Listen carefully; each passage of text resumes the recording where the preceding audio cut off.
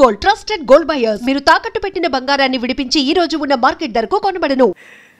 So అలా practice అంతా అక్కడ గడిచింది కాబట్టి ఇక్కడ మాత్రం ధూమ్ధామ్గా అన్ని సాంగ్స్ వేస్తున్నాం. ఇది ఇంకొక విషయం మర్చిపోయాను. చెప్పు.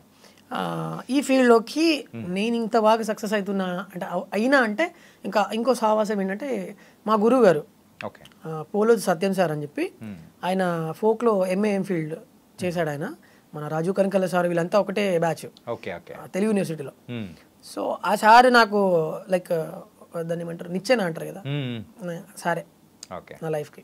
ఎవరో ఒక గురువు ఉంటే మనం ఇంకా ఫాస్ట్గా వెళ్ళగలుగుతాం అనేది అందుకని ఇదే అనమాట నిదర్శనం. సూపర్.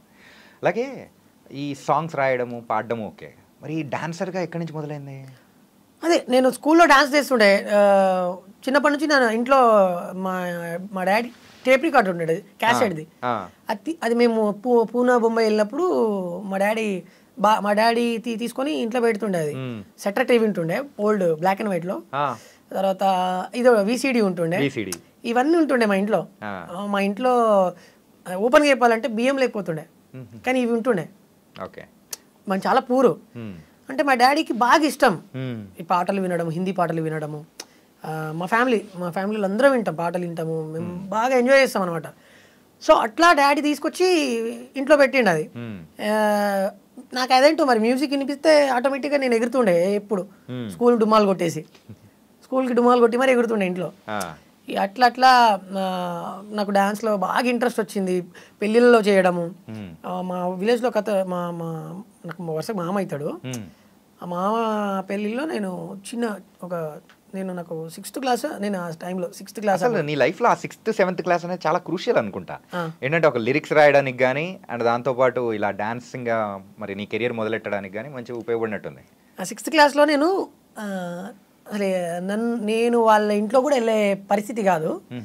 అయినా కూడా ఎక్కడో నేను బాక్స్ దగ్గర బయట పెడతాడు. పెళ్ళి రేపు ఉంది అనగా అంతకంటే ముందు రోజు బాక్సులు బయట పెడతారు కదా ఊర్లో వినిపించడానికి. ఆ స్పీకర్ దగ్గర మేమందరము చిన్న పిల్లలం డాన్స్ చేస్తుండే. ఆ స్పీకర్లో నిల్చొని డాన్స్ ఎగురుతుంటుంటే నేను ఒక్కడే వెరైటీ చేస్తుండే. అంటే లైక్ నా మూమెంట్స్, బాడీ మూవ్స్ అంతా డిఫరెంట్ ఉంటుండే. అది చూసి ఆ ఇంట్లో వాళ్ళందరూ చూసి నైట్ నన్ను స్టేజ్ ఎక్కిచ్చేసి డైరెక్ట్ వాళ్ళు స్టేజ్ ఎక్కిచ్చి అరే చేయరా డాన్స్ బాగా చేస్తాను, నీకు పైసలు ఇస్తామన్నారు. అమ్మ పైసలు ఇస్తారా? డాన్స్ చేస్తే పైసలు ఇస్తారా? డాన్స్ చేస్తే పైసలు ఇస్తారా అని చెప్పి సరే ఓకే బాగుంది అని చెప్పి డాన్స్ చేసా. సాంగ్ చమ్కా చమ్కా చమ్కీ చిరుత సాంగ్ అప్పుడే రిలీజ్ అవుతుంది. సాంగ్స్ ఆడియో రిలీజ్ అయింది. సో అది బాగా వైరల్ అవుతుంది సాంగ్ అప్పటికే. నాకు అది బాగా నచ్చింది పాట. ఆ సాంగ్కి నేను డాన్స్ చేశా. నాకు ఆ టైంలో ఆ పెళ్లి కొడుకు ఎవరైతే ఉన్నాడో ఆయన 100 రూపీస్ ఇచ్చిండు నాకు వచ్చి. నాకు 100 రూపీస్ అంటే వామ్మో ఇదేంది అనుకున్నా. 100 అంటే మనకి ఇప్పుడు 1000తో లెక్క. 1000 కూడా కాదు, 1 lakh నాకు అంటే ఆ సిచ్యువేషన్ అప్పుడు లైక్ ఓకే డాన్స్ చేస్తే ఇలా ఉంటుంది అని చెప్పి నాకు ఇంకా బాగా ఇంట్రెస్ట్ వచ్చింది. ఇంకా చేయాలని చెప్పి. సో ఆ రోజు నుంచి స్టిల్ ఈ రోజు దాకా డాన్స్ అంటే ప్రాణం. డాన్స్ చేస్తూనే ఉంటా. ఏదో ఒకటి నా మైండ్లో నడుస్తూనే ఉంటుంది ఈ ఫీల్డ్ వరకు. మరి ఈ డి అనేది ఎట్లా వచ్చింది అసలు? అది డి అంటే ఇప్పుడు లైక్ ఫోక్లో నేను కొంచెం సోమశిలి సాంగ్ తర్వాత బాగా కొంచెం ఫేమ్ వస్తుందని చెప్పి సెలబ్రిటీ సీజన్స్లలో మంచి డాన్సర్ కావాలి కొంచెం తెలిసి ఉన్న వ్యక్తి అయితే బాగుంటుంది అని చెప్పి వాళ్ళు. అందుకే కదా అంటే దాని పేరు కూడా సెలబ్రిటీ సీజన్ పెట్టారు. First one second one second season. Okay. So చిట్టి మాస్టర్ సజెస్ట్ చేశాడు నన్ను. రాము రాథోడ్ ఉన్నాడు నాతో చేసినోడే మనోడు. ఆ తర్వాత ఇప్పుడు మంచి ఫేమ్లో ఉన్నాడు. సో మనోడిని తీసుకుందాము అని చెప్పి చిట్టి మాస్టర్ మళ్ళీ టీంకి సజెస్ట్ చేస్తే వాళ్ళు నాకు కాల్ చేసి రాము గారు మీరు మా డీకి కంటెస్టెంట్గా చేస్తారా, సెలబ్రిటీ సీజన్ 2 చేస్తున్నాం అని అంటే నిజమా అనిపించింది. అసలు అనుకోలేదు కదా, అసలు ఎక్స్పెక్ట్ చేయలే. కట్ చేస్తే వెళ్ళిన తర్వాత నా 100% ఎఫర్ట్ పెట్టా. అండ్ చాలామందికి నిజంగా ఓపెన్గా ప్రతి ఒక్కరు కలిసిన వాళ్ళందరూ బ్రో నువ్వు విన్ కాలేదేమో కానీ మా దృష్టిలో నువ్వు విన్నర్ బ్రో అంటారు డైరెక్ట్. సో నిజంగా నాకు చాలా హ్యాపీ అనిపిస్తుంది అప్పుడు. వాళ్ళు అంటున్నప్పుడు. అంటే చాలామందికి నా పర్ఫార్మెన్స్ ప్రతి ఒక్క పర్ఫార్మెన్సెస్ నచ్చినాయి. అండ్ నేనంతా 3-4 గంటల వరకు నైట్ ప్రాక్టీస్ చేస్తున్నాడు.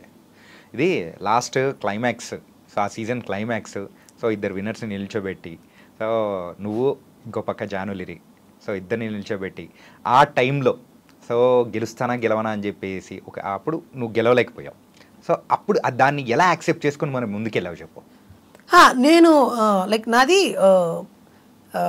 గ్రాండ్ ఫినాలే 11-1లోనే నేను ఎలిమినేట్ అయ్యా.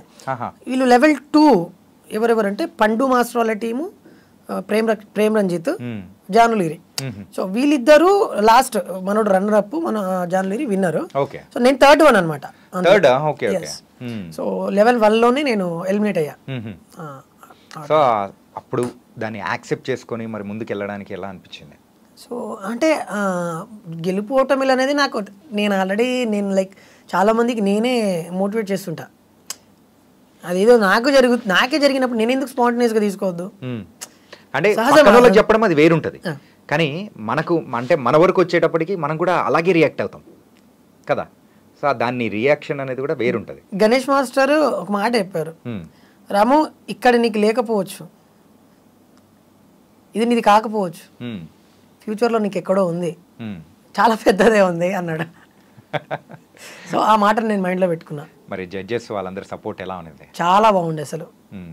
పర్సనల్గా ఆన్ స్క్రీన్ కాకుండా ఆఫ్ స్క్రీన్ కూడా పక్కకి తీసుకొచ్చి రాము అద్దర కొట్టేస్తున్నావు. ఎవరన్నారు? శేఖర్ మాస్టర్ అన్నాడా? ఓకే. అద్దర కొట్టేస్తున్నావు, ఒక్కొక్క పర్ఫార్మెన్స్ చాలా బాగా చేస్తున్నావు, ఇలాగే కష్టపడు, విన్నయ్యే చాయిసెస్ ఉన్నాయి అన్నాడు. అంటే అట్లా చాలామంది అసలు జడ్జెస్ ఎవరు సజెస్ట్ చేయరు, ఎందుకంటే ఒక జడ్జిగా తన పని చేస్తుంటాడు. బట్ ఆయన పర్సనల్గా నాతో మాట్లాడాడు. సో నాకు చాలా హ్యాపీ అనిపించింది. అండ్ నేనైతే 100% అయితే, అంటే ఇదే మ్యాటర్, నాకైతే 100% నేను విన్నర్. Yeah, okay. సో నీ వరకు నువ్వు విన్నర్గానే అనుకున్నావు కాబట్టి సో ఇప్పుడైతే మంచిగా మరి ముందుకు అనేది కూడా వెళ్తా ఉన్నావు. మళ్ళీ ఇంకా వేరే అంటే ఇప్పుడు సెలబ్రిటీ సీజన్ 2 తర్వాత మరి వేరే ప్రోగ్రామ్స్ కానీ వేరే ఛానల్స్ నుంచి కానీ ఆఫర్స్ కానీ ఏం రాలేదా? వచ్చాయి. అంటే లైక్ ఒకరు మన ఈటీవీ నుంచి ఒకటి షో పెడతా ఉన్నారు, కానీ ఇక నాకు డీ చేసిన తర్వాత అక్కడ దానిపైన డీ చేయడం నా డ్రీమ్. సో అది ఫుల్ఫిల్ అయిపోయింది. ఇక నెక్స్ట్ ఏంటంటే ఇందులో ఇంకా మంచి పేరు తీసుకురావాలి, ఫోక్ ఇండస్ట్రీలో ఇంకా మంచిగా చేయాలనుకున్న రాను బొంబాయికి రాను సాంగ్ హిట్ పడ్డది, అది నెక్స్ట్ లెవెల్. ఇంకా దీని తర్వాత నెక్స్ట్ ఏంటంటే big screen. Yes, okay. So నిన్ను నువ్వు పిలిపించుకోవడానికి సో మెయిన్గా ఒక సింగర్గానా, డాన్సర్గానా, లేకపోతే ఒక హీరోగానా? సో ఏది నువ్వు నీ అంతకు నువ్వు అంటే ఎవరైనా నిన్ను పిలవడము ఇలా పిలిస్తే నాకు ఫుల్ హ్యాపీ, దిల్ ఖుషి అయిపోతుంది అనుకుంటే ఏది అనుకుంటావు? ఏదొచ్చినా హ్యాపీయే. అట్లా కాదు, ఉంటుంది కదా ఒకటి, అరే నాకు 3 ప్రాణమే అన్న, నాకు 3 ఇష్టమే. డాన్స్ అంటే ఇష్టమే, సింగింగ్ అంటే ఇష్టమే, లిరిక్స్ అంటే కూడా ఇష్టమే.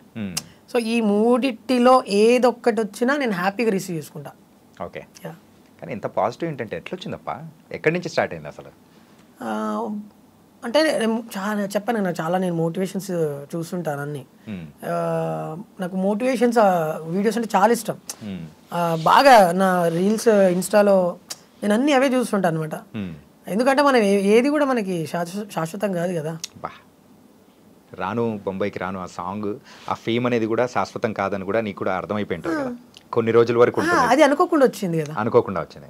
ఏదైనా కానీ ఒక ఫేమ్ అనేది వచ్చిందంటే అది శాశ్వతం కాదు, కొన్ని రోజుల వరకు మాత్రమే ఉంటుంది. మరి దీన్ని బేస్ చేసుకొని నెక్స్ట్ దేని అంటే ఏం చేద్దాం అనుకుంటున్నాం అన్న? అంటే లైక్ నేను ఫ్యూచర్లో మూవీస్లలో సాంగ్స్ పాడడానికి వచ్చినా యాక్సెప్టెడ్, వెళ్ళిపోతా, పాడతా.